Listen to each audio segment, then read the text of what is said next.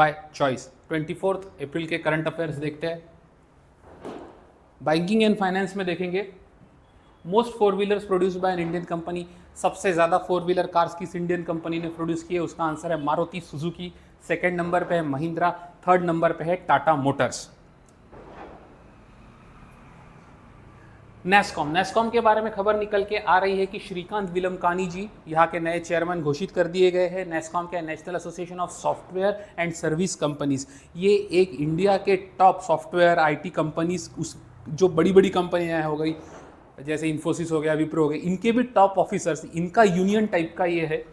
इसका गठन हुआ था 1988 में। इसका हेडक्वार्टर्स नोएडा, न्यू दिल्ली या उत्तर प्रदेश में है।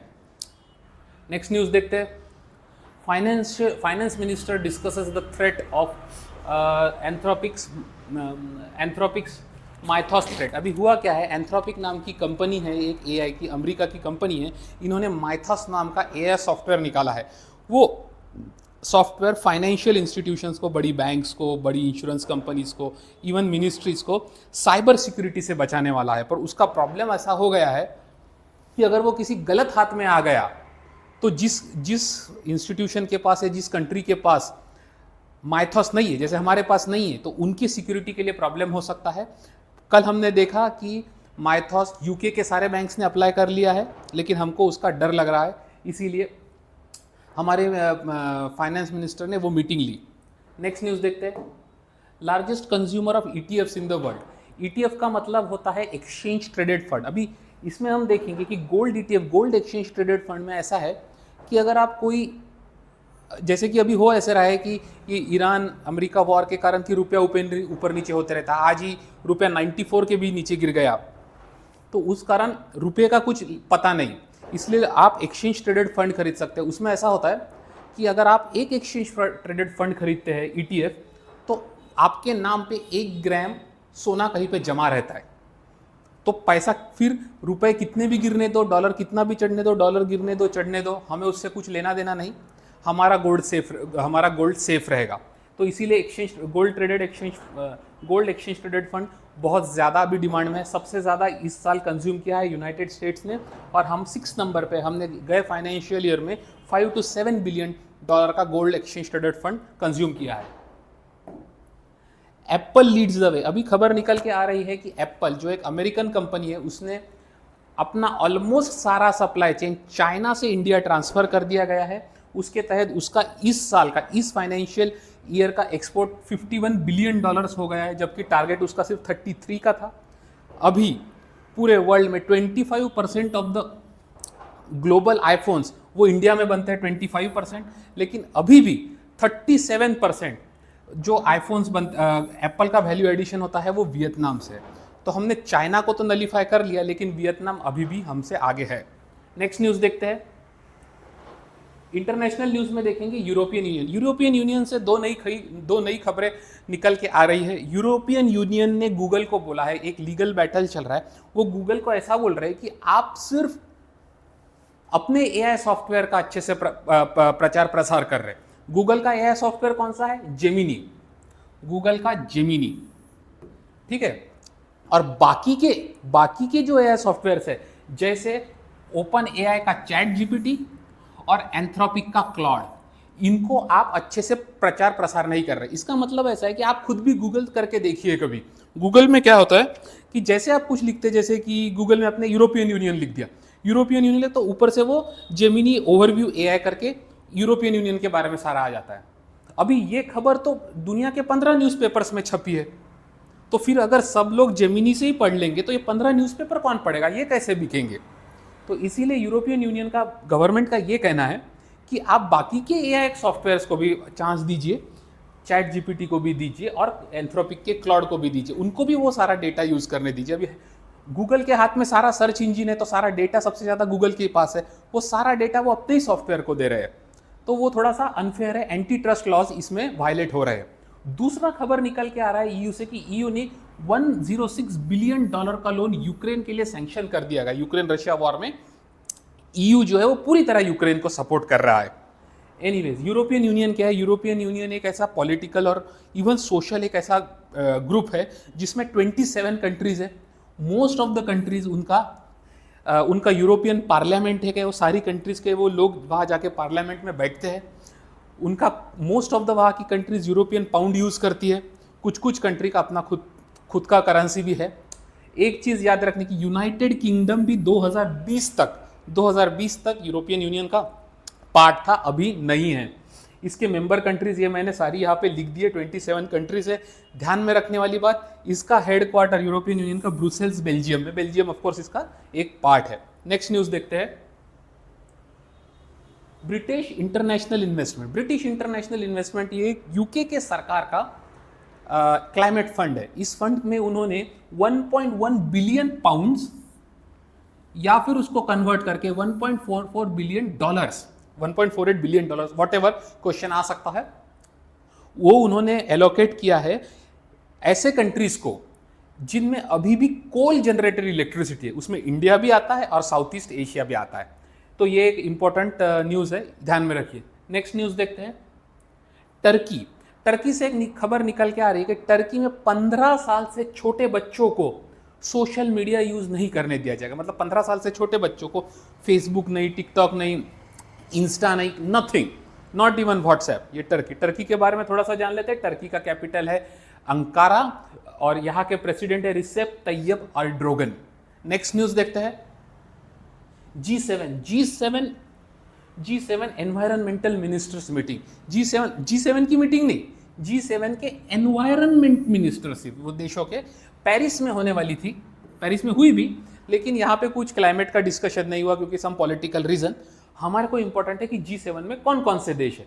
G7 में 7 देश है और एक EU है। ये Canada, France, Germany, Italy, Japan, UK, USA plus EU ये साथ में नहीं है। ये कैसे? तो ये सारे वर्ल्ड के टॉप के जो इकोनॉमीज है वो टुगेदर मिलके कुछ प्लानिंग करते हैं, वो G7। ये इंपॉर्टेंट है, इसके ऊपर क्वेश्चन आ सकता है। नेक्स्ट न्यूज़ देखते हैं। नेशनल न्यूज़ में देखेंगे नेशनल ह्यूमन राइट्स कमीशन। अभी ये बंगाल में इलेक्शन है और तमिलनाडु में इलेक्शन है, इसके कारण बहुत सारे ह्यूमन राइट्स के केसेस निकल के आ रहे हैं। हमारे लिए इंपॉर्टेंट है हमारे एग्जाम पॉइंट ऑफ व्यू से कि नेशनल ह्यूमन राइट्स कमीशन क्या है। नेशनल ह्यूमन राइट्स कमीशन एक स्टैट्यूटरी बॉडी है। स्टैट्यूटरी बॉडी का मतलब होता है ऐसी बॉडी जो किसी एक्ट के तहत पास की गई है। कौन सा act? Human right protection of human rights act 1993। इसके तहत इसका गठन हुआ है अक्टूबर 12, 1993 को। ये खुद इन्वेस्टिगेट नहीं करता, लेकिन इन्वेस्टिगेशन को लीड करता है, इन्वेस्टिगेशन को फोर्स अपॉन करता है। इसका एक चेयरपर्सन होता है, वो generally speaking retired chief justice of India होते हैं, और बहुत सारे परमानेंट मेंबर्स भी होते हैं। इसके परमानेंट मेंबर्स में वो शेड्यूल्ड ट्राइब्स का, शेड्यूल्ड कास्ट का, बैकवर्ड का national commission of backward caste, national commission of minorities, national commission of women, ये सबके जो चेयरमैन होते हैं वो इसमें इसके बॉडी में पार्ट होते हैं, इसके मेंबर्स होते हैं, और इसके चेयरमैन होते हैं चीफ जस्टिस ऑफ इंडिया। अभी फिलहाल के इसके चीफ जस्टिस राम सुब्रमण्यम साहब अभी इसके मेंबर है। ऑफकोर्स इसका हेडक्वार्टर नई दिल्ली में है। नेक्स्ट न्यूज़ देखते हैं। Major ports of India. अभी ये पोर्ट्स बहुत इंपॉर्टेंट है क्योंकि ऐसा हो रहा है कि बहुत सारे न्यूज़ ऐसी आ रही है कि अभी बहुत सारे छोटे छोटे पोर्ट्स भी बन गए। तो क्या हो रहा है कि यहाँ पे ये इकोनॉमिकल सस्टेनेबिलिटी पे थोड़ा सा प्रॉब्लम आ रहा है। यहाँ पे जो ट्रैफिक है वो थोड़ा कम हो गया है। हमारे लिए इंपॉर्टेंट क्या है कि ये सारे पोर्ट्स हमें ध्यान में रहे। एक बार मैं पढ़ लेता हूँ ताकि आपको वो बार बार सुनने में अच्छा रहे। गुजरात में 2 पोर्ट है, कांडला और मुंड्रा पोर्ट। महाराष्ट्र में भी 2 पोर्ट है, मुंबई और JNPT Jawaharlal Nehru port trust. Goa में 1 पोर्ट है, मरमागांव। कर्नाटक में 1 पोर्ट है, न्यू मैंगलोर पोर्ट। केरल में भी 1 पोर्ट है, न्यू कोची पोर्ट। तमिलनाडु में 3 पोर्ट है, टूटिकोरिन पोर्ट, एन्नोर पोर्ट और चेन्नई पोर्ट। आंध्र प्रदेश में 2 है, काकीनाडा एंड विशाखापट्टनम। ओडिशा में 1 है, पारादीप पोर्ट। वेस्ट बंगाल में 2 है, कोलकाता पोर्ट और हल्दिया पोर्ट। ये सारे पोर्ट इंपॉर्टेंट है, ये आ सकते हैं। ये सारे मेजर पोर्ट है और माइनर मिला के तो 130 से ज्यादा है। नेक्स्ट न्यूज देखते हैं। India Germany co-op for defence cooperation. अभी हमारे जो डिफेंस मिनिस्टर है राजनाथ सिंह साहब वो जर्मनी का दौरा कर रहे हैं और वहाँ के बड़े बड़े प्राइवेट कंपनियों के साथ मिलके आगे चल के डिफेंस कोऑपरेशन की बात कर रहे हैं। और EU के ऊपर, यानी कि जर्मनी उसका मेजर पार्ट है, जो हमने EU देखा, जर्मनी उसकी लार्जेस्ट इकोनॉमी है। ईयू के ऊपर भी एक प्रेशर आ रहा है कि अमेरिका भी बैक ऑफ कर रहा है, अमेरिका क्योंकि अभी ईरान वॉर में धंस चुका है, तो अमेरिका भी यूक्रेन को सपोर्ट नहीं कर पा रहा। तो यूरोपियन यूनियन के डिफेंस कंपनीज के ऊपर, डिफेंस इंफ्रास्ट्रक्चर के ऊपर प्रेशर आ रहा है कि आप फिर से डिफेंस में इन्वेस्ट करें। तो उन्होंने एक रीआर्म यूरोप नाम का एक ये मुहिम चलाई है, जिसके तहत वो यूरोपियन डिफेंस को रिवैम्प करने वाले, और हमारा आत्मनिर्भर भारत तो चल ही रहा है। तो इन दोनों को मिला के हम दोनों इसका फायदा उठा सकते हैं। नेक्स्ट न्यूज़ देखते हैं। Flying training organisations rank second phase. अभी हुआ क्या है, मिनिस्ट्री ऑफ सिविल एविएशन, जिसके मिनिस्टर है श्री राम मोहन नायडू, इन्होंने जो हमारे फ्लाइंग स्कूल्स है पूरे इंडिया में, उनकी कुछ रैंकिंग्स दी है, और इसका सेकंड एडिशन है। फर्स्ट एडिशन इसका अक्टूबर 2025 में हुआ था, उन्होंने तब दिया था, और उनको उन्होंने 3 कैटेगरी में डिवाइड किया है। कैटेगरी ए, बी एंड सी। ए मतलब सबसे अच्छे, बी मतलब नंबर 2 थोड़े सेकंड बेस्ट, सी में ए में सिर्फ 1 है, बी में 17 है, सी में भी 17 है। ए में जो सिर्फ 1 है वो है अव्यंका एविएशन प्राइवेट लिमिटेड। ये राजस्थान का एविएशन स्कूल है, ये इंडिया का बेस्ट माना जाता है। और इंडिया का और कैटेगरी बी में इंदिरा गांधी राष्ट्रीय उड़ान अकेडमी, ये भी दिल्ली में बहुत सालों तक मतलब ऑलमोस्ट 50 सालों तक इंडिपेंडेंस से ये इंदिरा गांधी राष्ट्रीय उड़ान अकेडमी, ये सिर्फ एक अकेडमी थी जो देश में पायलट्स को ट्रेन करती थी। नेक्स्ट न्यूज़ देखते हैं। Second edition of COAI Digicom summit 2026। Cellular operators, COAI का फुल फॉर्म क्या है? Cellular operators association of India digital communication summit. ये हुई है। सेल्यूलर ऑपरेटर्स मतलब BSNL, MTNL, जियो, एयरटेल, इन सब का वहाँ पे एक समिट हुआ है, और इसका थीम रहा है इंडिया स्ट्रेकेड। ये डेकेड का ये है, इंडिया स्ट्रेकेड accelerating and shaping the digital future. ये इसका थीम रहा है। जब भी थीम रटने का रहा ना, तो उसका मीनिंग समझ लेने का। इतने सारे थीम रहेंगे, रटना मुश्किल हो जाएगा, तो हमको एक उसका मीनिंग समझ लेगा। इंडिया स्ट्रेकेड, इंडिया टेकेड उसने इसलिए बोला कि इस डेकेड में पूरा टेक्नोलॉजी बढ़ गया, तो India टेकेड accelerating and shaping the digital future, मतलब जल्दी जल्दी करके हम डिजिटल फ्यूचर के लिए तैयार कर रहे हैं अपने आप को। एनीवेज, इसको इनॉग्रेट किया minister of state for communication Pemmasani Chandrasekhar, और ये हुआ था नई दिल्ली में। कई अच्छी बातें अपनी 6G, आर्टिफिशियल इंटेलिजेंस, क्वांटम, ये सारे के ऊपर बातें हुई। नेक्स्ट न्यूज़ देखते हैं।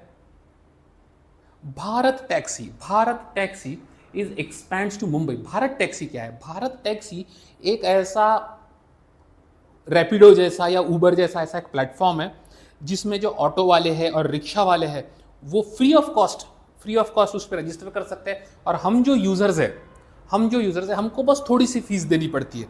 ये भारत टैक्सी नाम का जो एक सॉफ्टवेयर है वो मुंबई में लॉन्च हो चुका है। नेक्स्ट न्यूज़ देखते हैं।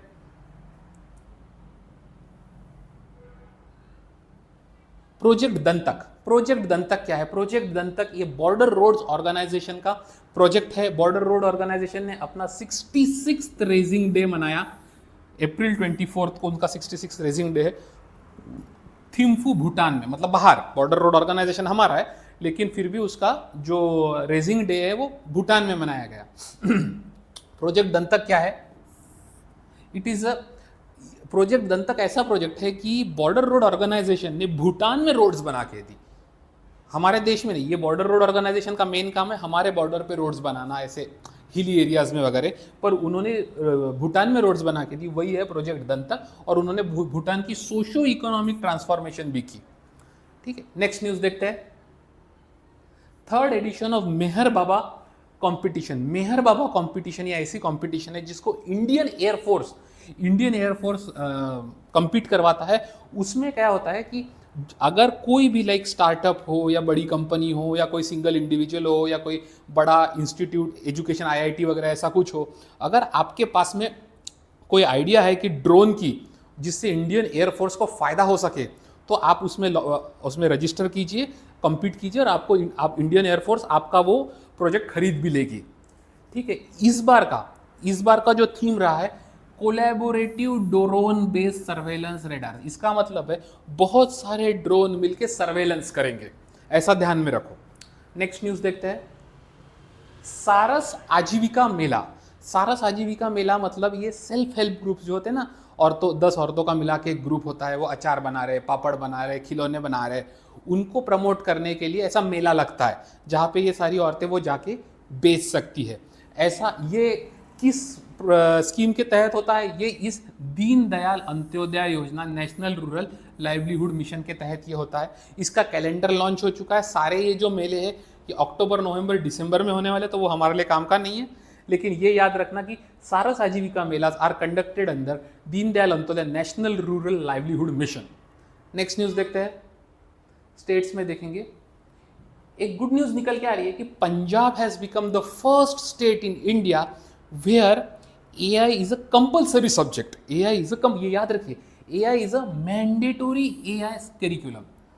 अभी तक और 3 राज्यों ने अपने करिकुलम में एआई लाया है। वो कौन कौन से? मध्य प्रदेश, केरला और तमिलनाडु, ये 3 है। लेकिन पंजाब पहला बना है जिसने मैंडेटोरीली 6 से लेकर 10 तक मैंडेटोरीली एआई उसमें रहेगा। नेक्स्ट न्यूज देखते हैं। ReNew to invest 4,200 crore in Andhra Pradesh. ReNew ये इंडिया की as far as I know largest renewable energy company है, और ये फर्स्ट रिन्यूएबल एनर्जी कंपनी है जो नैस्डैक में लिस्ट हुई थी। नैस्डैक वर्ल्ड का और यूएसए का भी सेकंड लार्जेस्ट ये है स्टॉक एक्सचेंज है, सेकंड लार्जेस्ट स्टॉक एक्सचेंज है। ओके, और ये लोग आंध्र प्रदेश में 6.5 गीगावाट्स का आंध्र प्रदेश के अन्नाकापल्ली डिस्ट्रिक्ट में ये एक सोलर प्लांट बनाने वाले, सोलर पैनल्स रहेंगे जिसमें उससे सोलर से इलेक्ट्रिसिटी बनेगी। नेक्स्ट न्यूज देखते हैं।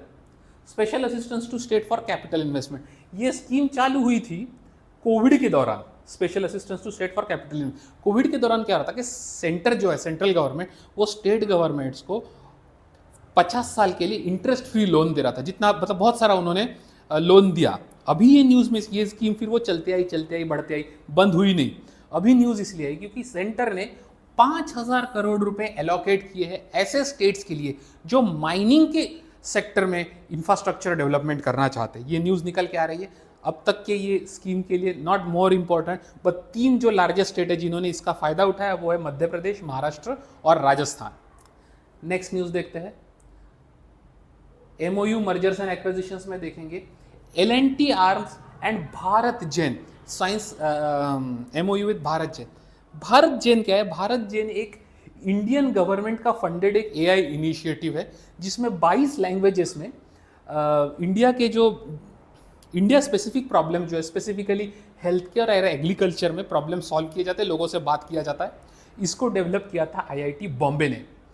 L&T एक बहुत बड़ा कॉन्ग्लोमरेट है इंडिया का, हेडक्वार्टर एट बॉम्बे।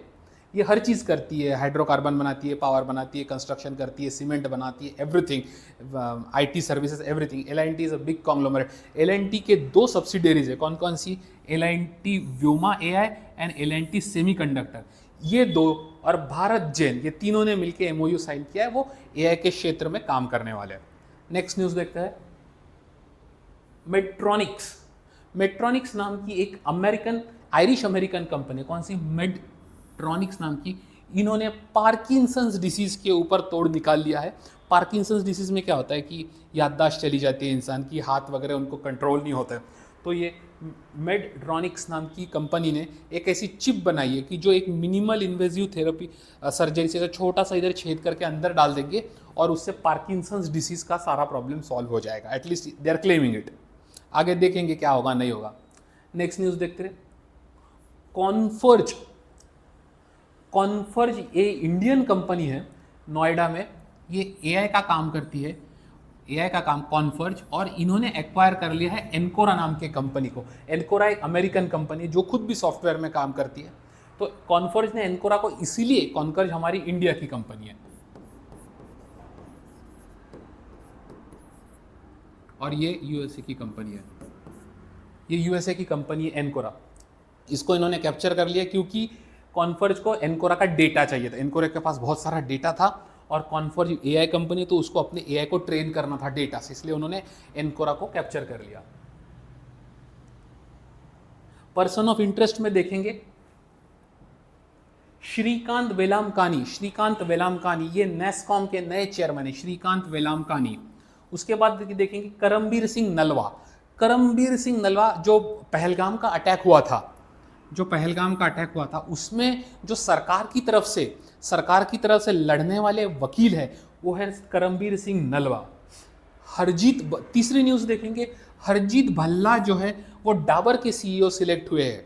डाबर के CEO Reliance enterprise intelligence limited, ये रिलायंस और मेटा का मिलके एक पार्टनरशिप है, मेटा मतलब फेसबुक, और इनके नए सीईओ जो आए हैं वो है परमिंदर सिंह, ये सीईओ है इस कंपनी के। शिवरतन अग्रवाल बीकाजी फूड्स, जो चिप्स के पैकेट वगैरह नहीं आते क्या, बीकाजी फूड्स, उनका निधन हो चुका है। तो आज के पर्सन ऑफ इंटरेस्ट ये रहेंगे। वीडियो अच्छी लगी हो तो लाइक करें, शेयर करें, सब्सक्राइब करें, and for latest notifications and for latest current affairs click on the bell icon. Thank you.